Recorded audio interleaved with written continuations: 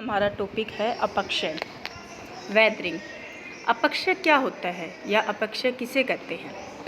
अपक्षय की जो प्रक्रिया है वो मौसम के स्थैतिक तत्वों के प्रभाव तथा प्राणियों के कार्यों द्वारा चट्टानों के अपने स्थान पर टूटने फूटने की जो क्रिया होती है उसको अपक्षय कहते हैं। या कहा जा सकता है कि आप ऐसे भी कह सकते हैं कि जब चट्टानें अपने ही स्थान पर भौतिक और रासायनिक क्रियाओं के द्वारा या रासायनिक के जो कारक हैं उनके द्वारा जब चट्टानें अपने ही स्थान पर टूट फूट जाती हैं तो चट्टानों के जो टूटने फूटने की जो प्रक्रिया होती है उसको हम अपक्षय कहते हैं। चट्टानों में टूट फूट जो है वो विघटन तथा अपघटन क्रियाओं से होता है। जो विघटन और अपघटन की जो क्रियाएं होती हैं दोनों अलग अलग चीज़ों से होती हैं, अलग अलग प्रकार की होती हैं। जैसे कि जो विघटन की जो प्रक्रिया है उस विघटन की प्रक्रिया में तो चट्टानें किनके कारण टूटती हैं? जो भौतिक बल है उनके द्वारा चट्टानों टूटती हैं या उनके द्वारा चट्टानों का अपक्षय होता है।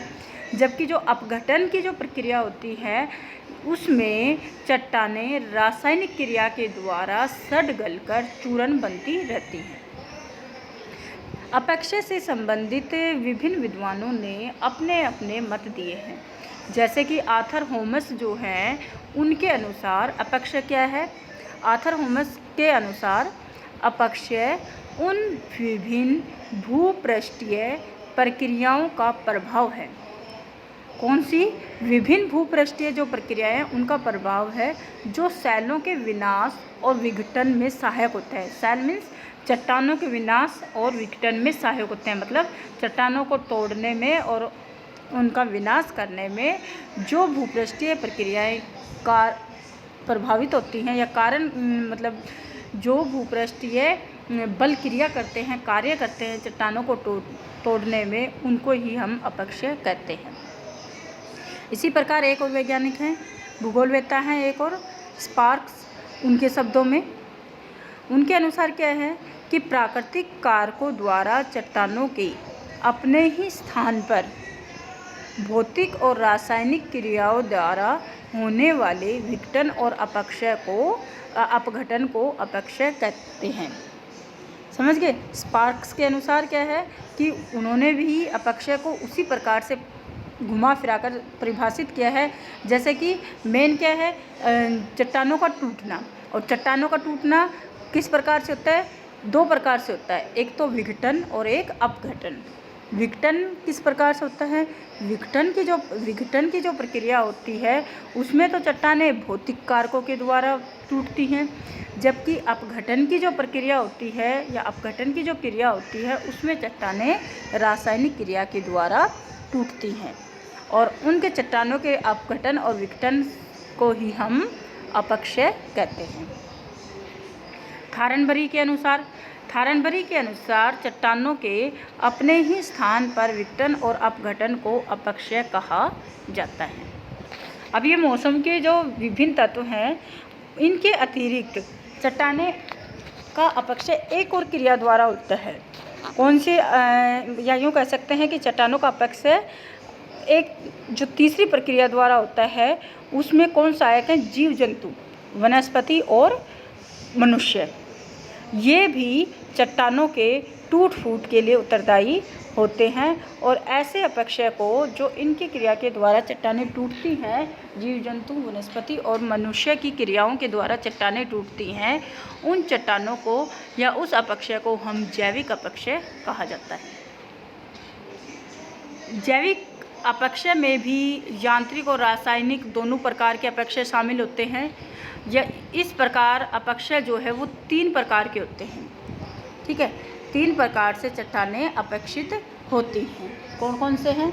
एक तो नंबर 1 भौतिक या यांत्रिक अपक्षय के द्वारा, दूसरा रासायनिक अपक्षय और तीसरा है जैविक अपक्षय। अब हम इसमें एक एक प्रकार का अध्ययन करेंगे। सबसे पहले है भौतिक अथवा यांत्रिक अपक्षय।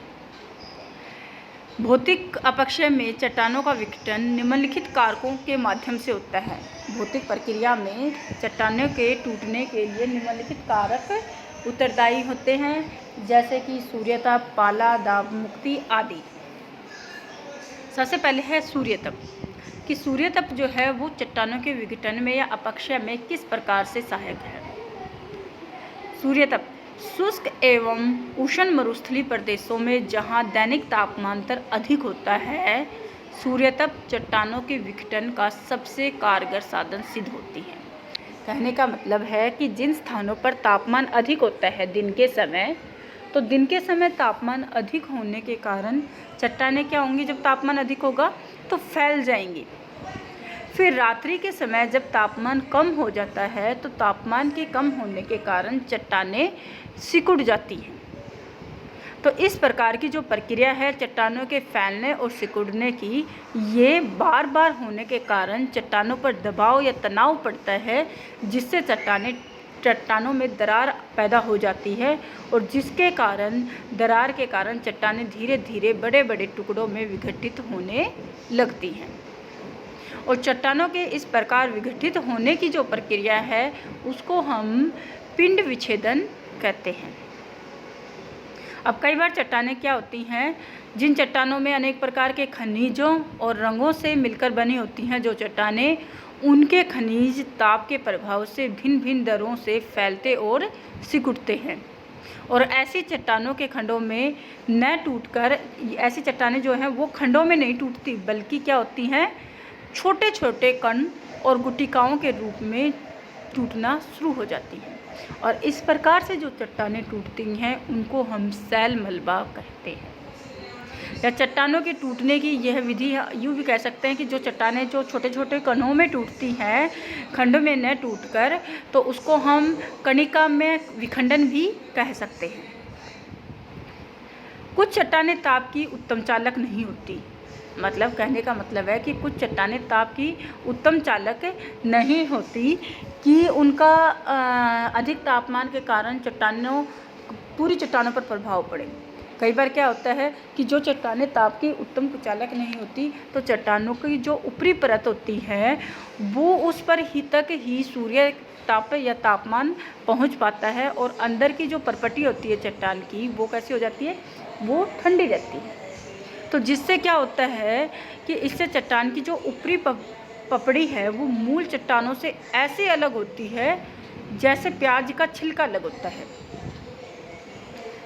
चट्टान से अलग होने पर छिलके जैसे ये परतें टूटकर चूर चूर हो जाती हैं, और इस प्रकार चट्टानों का जो टूटना है, मतलब जैसे प्याज का छिलका अलग होता है, कौन सी चट्टानों का होता है इस प्रकार की प्रक्रिया, जो चट्टानें ताप की उत्तम चालक नहीं होती, मतलब तापमान केवल चट्टान की ऊपरी परत तक ही पड़ता है, नीचे चट्टानें ठंडी रहती हैं, तो ताप के कारण या अधिक तापमान के कारण चट्टान की ऊपरी परत प्याज के छिलके की भांति अलग हो जाती है। तो इस प्रकार चट्टान जो टूटती है उसको हम पलवीकरण या अपसल्कन कहते हैं। दूसरा है इसमें पाला। भौतिक अपक्षय में पाला जो है वो चट्टानों को किस प्रकार से अपक्षय में सहायक है। जो उच्च पर्वतीय प्रदेश हैं या उच्च अक्षांश वाले प्रदेश हैं, उनमें दिन के समय तापमान जो है वो क्या रहता है, दिन के समय तापमान अधिक रहता है, तो हिम पिघल जाती है, और हिम के पिघलने से जो जल है वो दरारों में भर जाता है, चट्टानों की दरारों में। फिर रात्रि के समय जब तापमान हिमांक से कम हो जाता है, मतलब दिन के समय तापमान अधिक होता है, तो बर्फ़ पिघल कर जल का रूप ले लेती है, और वो जल धीरे धीरे चट्टानों की दरारों में भर जाता है। लेकिन रात्रि के समय क्या होता है कि तापमान जो है हिमांक से नीचे होता है, और जो जल दरारों में भरा गया था वो जल क्या हो जाता है, अब बर्फ़ के रूप में दरारों में जम जाता है। अब क्या है कि जमने पर पानी का आयतन बढ़ जाता है, जो पानी होता है उसका आयतन कम होता है, जो बर्फ़ होती है उसका आयतन अधिक होता है, कि मतलब कि पानी कम जगह घेरता है और बर्फ़ अधिक जगह घेरेगी।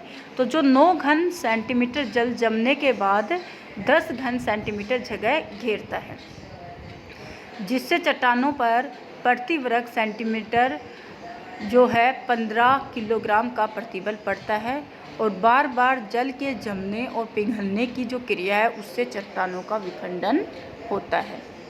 और इस प्रकार जो विखंडन होता है, चट्टानें टूटती हैं पाला के द्वारा, तो उसे तुषारी अपक्षय कहा जाता है। ठीक है, सूर्यतप हो गया, पाला हो गया, और तीसरा कारण कौन सा है भौतिक अपक्षय का? दाब मुक्ति।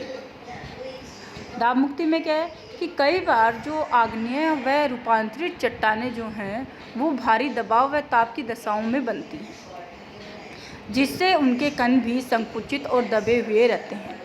अब समय के साथ ऊपर की जो चट्टान हैं वो अपरदित होने लगती हैं, तो जो नीचे की जो चट्टानें हैं युगों से दबी हुई है वो चट्टानें थोड़ी दाब मुक्ति के कारण क्या होती है, थोड़ा फैलने लगती हैं।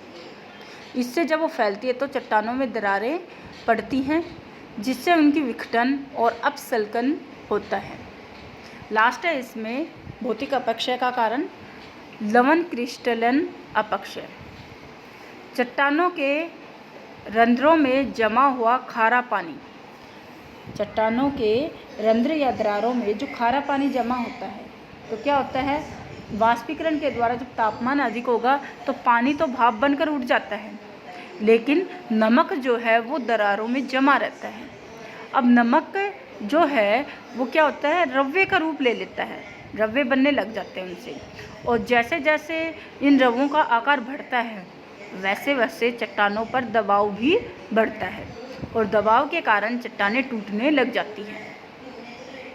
यह अपक्षय मरुस्थलों में बलुआ पत्थर के खारे पानी के रिसकने से अधिक होता है, और समुद्र तट की चट्टानों में भी इस प्रकार का अपक्षय देखने को मिलता है।